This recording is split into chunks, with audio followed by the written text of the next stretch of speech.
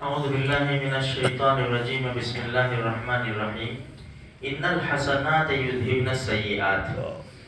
دیکھو یہ بات کرنے سے پہلے ایک چھوٹا سا مسئلہ، ہم جب نماز شروع کرتے ہیں تو نماز میں یہ چاہا جاتا ہے کہ ہر عضو قبلے کی طرف رہے، اسی لیے سجدے میں بھی جائے تو پاؤں کی انگلیاں اس طرح موڑ لے اپنی طاقت کے مطابق کہ قبلے کی طرف رہے۔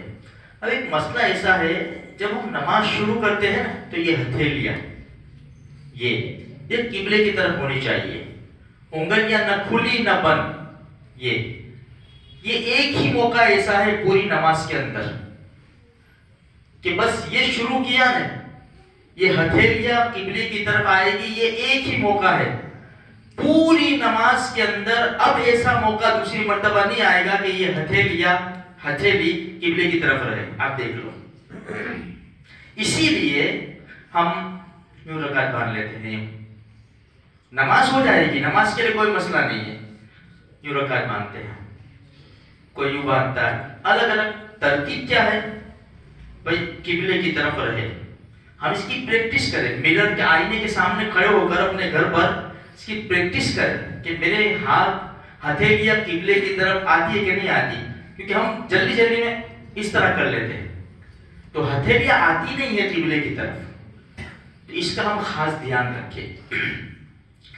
قرآن کی چھوٹی سی آیت کا ٹکڑا، ان الحسنات یذہبن السیئات، اللہ پاک فرماتے ہیں بے شک نیکیاں گناہوں کو مٹا دیتی ہیں۔ ایک بات یاد رکھو، اللہ کے رسول صلی اللہ علیہ وسلم نے ارشاد فرمایا کل بنی آدم خطاؤن، ہر ایک انسان گنہگار ہے، وخیر الخطائین التوابون، بہترین گنہگار ہمارے نبی رحمت والے نبی کیا فرماتے ہیں، گنہگار کو بھی بہترین فرماتے ہیں کہ بہترین گنہگار وہ ہے جو توبہ کرے۔ دیکھو ہم سے گناہ ہو ہی جاتے ہیں، آنکھ کان زبان ہاتھ ہو ہی جاتے، ہم لوگ ایسے نالائق لوگ ہیں۔ اب اگر ہم نیکیاں نہیں کریں گے تو ہمارے گناہ بڑھتے چلے جائیں گے۔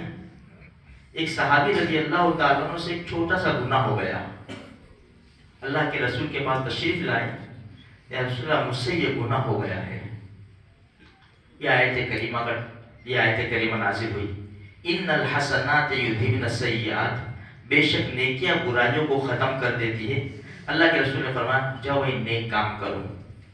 دوسری روایت میں یوں ہے کہ آپ نے اچھی طرح وضو کیا، نماز کے بعد اللہ کے رسول کے پاس آئے تھے، نماز سے پہلے گناہ ہو گیا تھا۔ اللہ کے رسول نے پوچھا آپ نے اچھی طرح وضو کیا؟ ہاں یا رسول اللہ۔ آپ نے ہمارے ساتھ جماعت کے ساتھ نماز پڑھی؟ ہاں یا رسول اللہ۔ جاؤ تم بخشے بخشائے۔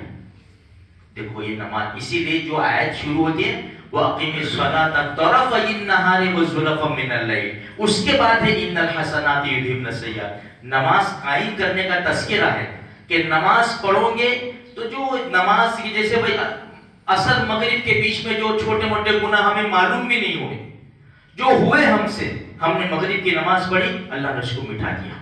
تو میرے بھائیو نمازوں کا بھی ہم اہتمام کریں، پابندی کریں، اور چلتے پھرتے اٹھتے بیٹھتے کام کاج کرتے ہوئے استغفار کرتے رہیں، استغفر اللہ الذی لا الہ الا هو الحی القیوم واتوب الیہ، استغفر اللہ استغفر اللہ استغفر اللہ۔ دیکھو نوح علیہ السلام نے اپنی قوم سے کیا کہا، استغفروا ربکم انہ کان غفارا یرسل السماء علیکم مدرارا ویمددکم باموال وبنین ویجعل لکم جنات ویجعل لکم انہارا۔